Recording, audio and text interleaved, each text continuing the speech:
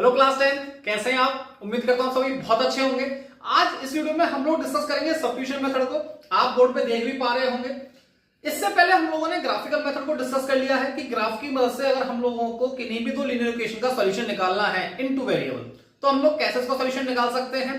उसको मैंने ग्राफ बना के एक दो अच्छे क्वेश्चंस करा के जो बोर्ड में पहले पूछे गए हैं आगे पूछे जा सकते हैं, तो ऐसे क्वेश्चंस को उस वीडियो में मैंने डिस्कस किया है। तो जिन भी स्टूडेंट्स ने अभी तक वो वीडियो नहीं देखी है, एक बार जाके आप पहले उस वीडियो को देख लें, क्योंकि बोर्ड में ग्राफिकल मेथड से क्वेश्चंस बनते हैं। तो आप ये मत समझिएगा कि हम लोग सिर्फ एलिमिनेशन या सब्स्टिट्यूशन मेथड से ही क्वेश्चंस को सॉल्व कर देंगे।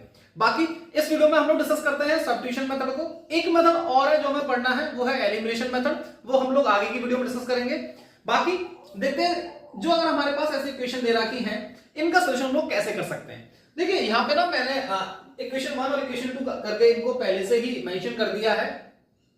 नाम लिखा हुआ है सब्स्टिट्यूशन मेथड। तो एक बार इस मेथड को समझ लेते हैं। इसमें करना क्या होता है हम लोगों के पास कि आप किसी भी एक इक्वेशन से एक वेरिएबल की वैल्यू निकाल लेंगे, उस वेरिएबल की वैल्यू को आप किसी भी दूसरी इक्वेशन में पुट कर देंगे उस वेरिएबल की जगह, और आप उसको सिंपल मैथमेटिक्स लगा के सॉल्व कर पाएंगे। तब आपको क्या मिल जाएंगे, उस इक्वेशन के सॉल्यूशन मिल जाएंगे। एक बार देखते हैं हम लोग कैसे इसका सॉल्यूशन कर सकते हैं। जैसे मेरे पास मैंने यहाँ पे इक्वेशन लिखी हुई है, पहले इनको नाम डाल रखा है, तो मैंने लिखा फ्रॉम इक्वेशन सेकंड। तो देखिए मेरे पास क्या है, x plus 2y equal to 3। यहां से मैं x की वैल्यू निकालता हूं। अगर मुझे x की वैल्यू निकालनी हुई तो क्या मिलेगी, 3 माइनस 2y। अगर मुझे यहां से x की, अब जरूरी नहीं है मैंने x निकाली, आप y की भी निकाल सकते हो, लेकिन x की मुझे क्या मिल गई, सिंपल एक वैल्यू मिल गई, क्या, 3 माइनस 2y। अब मुझे क्या करना है, जो मेरे पास x की वैल्यू निकल के आई है, x बराबर 3 माइनस 2y। इस वैल्यू को मैं जो पहली इक्वेशन है ना, यहां x की जगह इस वैल्यू को पुट करूंगा। तो देखिए put x equal to 3 minus 2y in equation first. अब देखिए हम लोग क्या करेंगे, x7 x की जगह इस वैल्यू को पुट करेंगे, 3 माइनस 2y, साथ में लिखा हुआ है माइनस का 15y इक्वल टू 2। अब आप देख पा रहे हैं कि जो पूरी इक्वेशन है वो एक ही वेरिएबल में कन्वर्ट हो गई है। और जब एक वेरिएबल की बात आती है तो एक वेरिएबल को बड़े आसानी से सॉल्व कर सकते हैं। अब देखिए इसका मल्टीप्लाई कर दूं दोनों टर्म के साथ, ये हो जाएगा 21, ये हो जाएगा माइनस का 14y, ये हो गया माइनस का 15y इक्वल टू 2। अब देखिए दोनों वैल्यू माइनस के लाइक टर्म्स है, तो ये सबट्रैक्ट जो एडिशन है हम कर सकते हैं क्योंकि लाइक टर्म्स है। तो ये हो जाएगा 21, दोनों माइनस के तो माइनस माइनस प्लस, लेकिन साइन किसका, माइनस का, तो ये हो गया 29y इक्वल टू 2। इधर ये प्लस का है, इधर आके किसका हो गया, माइनस का हो गया, तो माइनस का 29y इक्वल टू 2 माइनस 21।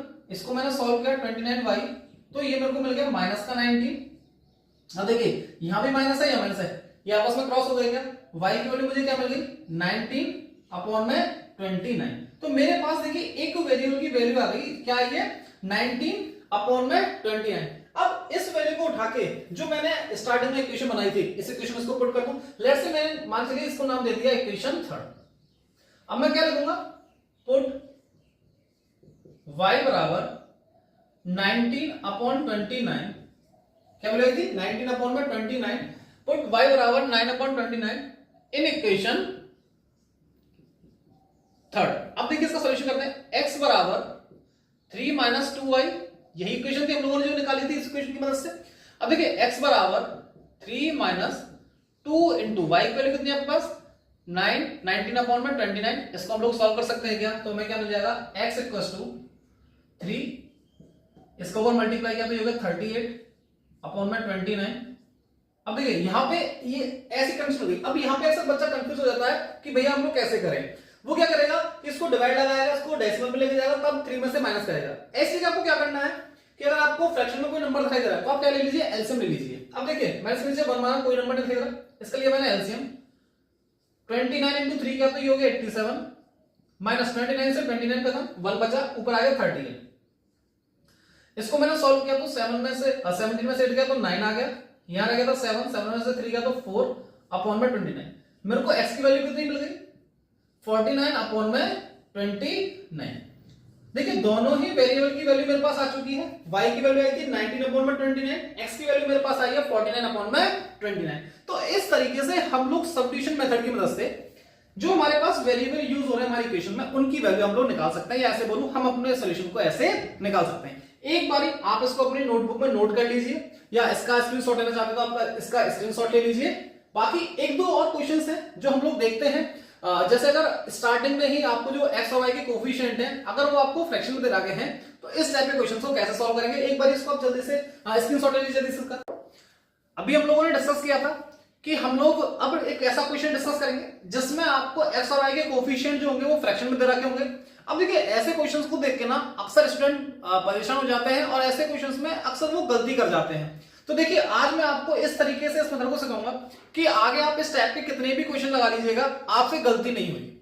अब ध्यान से देखते रहना कि हमें करना क्या है। जब भी आपको इस पैटर्न का क्वेश्चन दिखाई देगा तो सबसे पहले आप क्या करेंगे, उनमें एलसीएम लेके उनके जो कोफिशिएंट होंगे उनको आप फ्रैक्शन से हटाएंगे।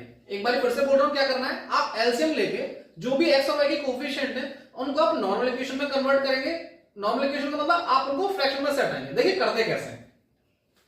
अगर मैंने इसको डाला इक्वेशन फर्स्ट, ये मेरे पास इक्वेशन सेकंड, तो अभी मैं फर्स्ट इक्वेशन से बात कर रहा हूं। तो देखिए ये हो गया 3x माइनस 2, ये हम लोग इसका सॉल्यूशन फाइंड कर रहे हैं अभी, माइनस 5y अपॉन में 3 इक्वल्स टू माइनस का 2। तो मैंने कहा कि आप इनका ले लीजिए एलसीएम, तो 3 और 2 का एलसीएम आ गया कितना 6। 2 से आपने 6 में डिवाइड लगाया 3 आया, 3 को ऊपर मल्टीप्लाई किया ये हो गया 9x, माइनस 3 से 6 में डिवाइड लगाया 2 आया, 2 को ऊपर मल्टीप्लाई किया ये हो गया 10y, साथ में माइनस 2 चलता है। अब देखिए इधर ये डिवाइड का इधर किसका हो जाएगा, मल्टीप्लाई का हो जाएगा, तो मैं इसको लिख सकता हूं 9x minus 10y equals to ये हो गया माइनस का 12। आप देख पा रहे होंगे कि जो पहले इक्वेशन आपके पास फ्रैक्शन लिखी हुई थी अब आपका सिंपल इक्वेशन बनके आ गई है। यहां तक की बात समझ में आती है क्या? दूसरा, ऐसे क्या मैं सेकंड इक्वेशन को सॉल्व कर सकता हूं, x upon 3 plus y upon 2 equals to 13 upon में 6। यहां पे एलसीएम लिया तो इनका एलसीएम कितना आ गया 6 आ गया क्या। अब फिर से वही किया तो देखिए यहां पे हो जाएगा 2x, यहां पे हो जाएगा 3y इक्वल्स टू चल रहा है मेरे पास 13 अपॉन में 6। देखिए इधर ये डिवाइड का है, इधर किसका हो जाएगा मल्टीप्लाई का, तो ये मेरे पास हो गया 2x plus 3y equals to 13 upon में 6 इंटू 6, 6 से 6 खत्म हुआ, मेरे को मिल गया 2x plus 3y equals to 13। मेरे पास देखिए दोनों इक्वेशन जो पहले फ्रैक्शन में थी अब वो मेरे पास सिंपल फ्रैक्शन में बनके आ गई है। इन इक्वेशन को मैं यहां पे लिख देता हूं जो हमें सॉल्व करनी है, 9x minus 10y equals to minus का 12। दूसरी इक्वेशन जो हम लोगों के पास बनके आई है वो दूसरी इक्वेशन है 2x plus 3y equals to 30। इन दोनों इक्वेशन को अब हमें करना है सॉल्व। और देखिए अभी जो हम लोगों ने मेथड सीखा है सेम हम लोग उसी मेथड को यूज करके इन दोनों वेरिएबल की या इसका सॉल्यूशन हम लोग फाइंड करेंगे। देखिए क्या करना है, मैं नीचे वाली इक्वेशन इधर रख के इसमें से x की वैल्यू निकालने जा रहा हूं। तो देखिए मैं अगर यहां से x की वैल्यू निकालता हूं मुझे क्या मिलेगी, 2x बराबर 13 माइनस 3y, इधर अभी 2 मल्टीप्लाई में जरा किसका हो जाएगा डिवाइड का, तो x की वैल्यू मेरे को कितनी मिलेगी 13 माइनस 3y अपॉन में 2। याद ये रखना है जो भी वेरिएबल आप निकाल रहे हैं ना उसको बिल्कुल अकेला कर देना, उसके साथ कोई भी कोएफिशिएंट 1 के अलावा उसका कोएफिशिएंट कुछ भी नहीं रहना चाहिए, ठीक है। अब देखिए इस वैल्यू को मैं क्या, अगर देखिए यहां मैंने फर्स्ट सेकंड डाल दिए, इसको मैं थर्ड इक्वेशन, इसको मैं फोर्थ इक्वेशन बोल दूं, तो देखिए क्या करेंगे x की इस वैल्यू को निकाल के आप पुट कर दीजिए थर्ड इक्वेशन में, तो पुट x बराबर 3 माइनस 13 माइनस 3y अपॉन में 2 इन इक्वेशन थर्ड।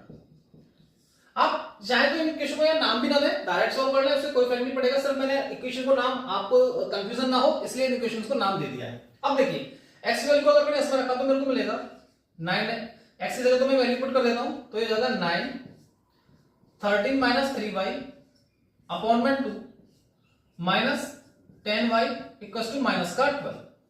अब देखिए एक वेरिएबल में जो इक्वेशन थी वो कन्वर्ट हो गई है और इसको सॉल्व करना हमें आता है आसानी से।